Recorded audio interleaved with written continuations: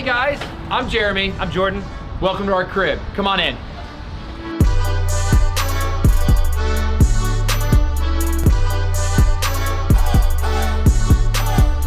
Welcome to Welltown Brewing. We have two buildings here, one that was built in 1925 and one built in 1902 on this side. The big exterior wall that divided these two buildings is actually right here. I wanted to highlight it and build out, so we just did a rough cut on it. You can see it's actually 3 brick layers thick and 13 inches wide, so it's quite substantial. So we have a huge tap room. It's basically a downstairs, upstairs, and rooftop patio. It's almost 8,000 square feet total of roaming space for you crazy cats when you're drinking beer. So we have our downstairs, we have some awesome community tables down here, different pockets of enjoyment.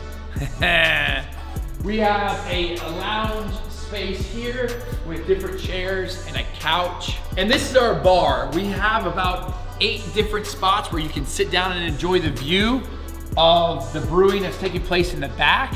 Obviously, us being a brewery, we brew everything here on site. You cannot find Bud Light or Budweiser here, sorry.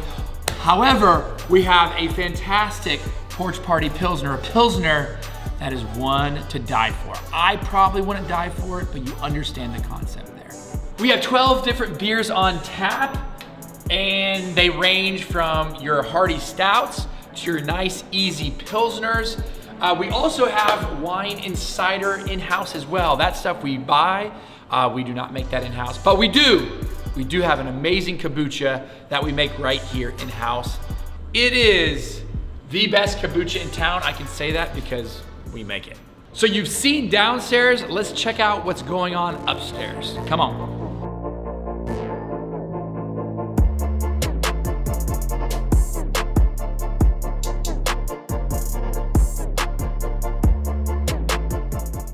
So our upstairs is almost the same size as our downstairs and is, as you can see, very well lit from these old original windows.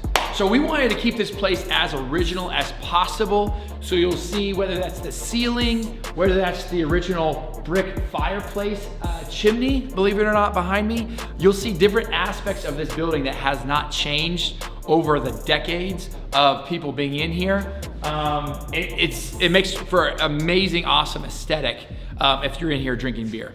So one of the biggest aspects of upstairs that I love is our old elevator shaft. Man, this thing is original to the 1902 building. This was actually an old burlap sack factory, and I'm fairly confident this was just hoisting sacks up and down. It acts for a great little stage area for speakers or band, live music.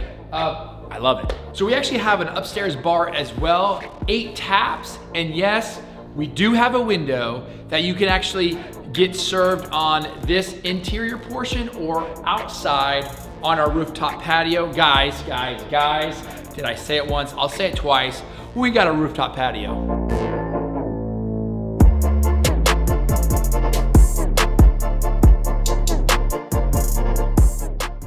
So that was the tap room, guys, but let's cut to the chase here. Let's actually find out where the magic actually happens. Anybody can do a tap room. Come back and see where the magic happens.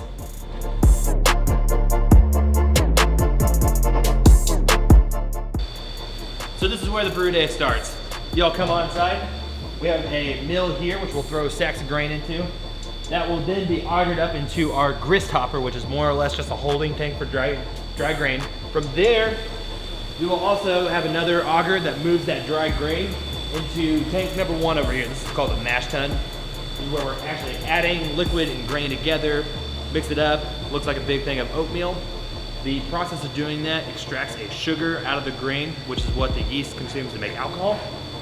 From there, we'll pump it into the boil kettle, which it's gonna boil for 90 minutes. That's to sanitize everything, but that's also to add those delicious hops that you guys like. Add some other flavorings, some fruits, some spices, just depending on exactly what we're trying to do. From there, we'll pump it to our heat exchanger. It goes in at about 200 degrees, comes out at about 50 degrees depending on the season. And then we'll move it into one of these 4 fermentation tanks. These are the taller ones over here with the cone bottoms.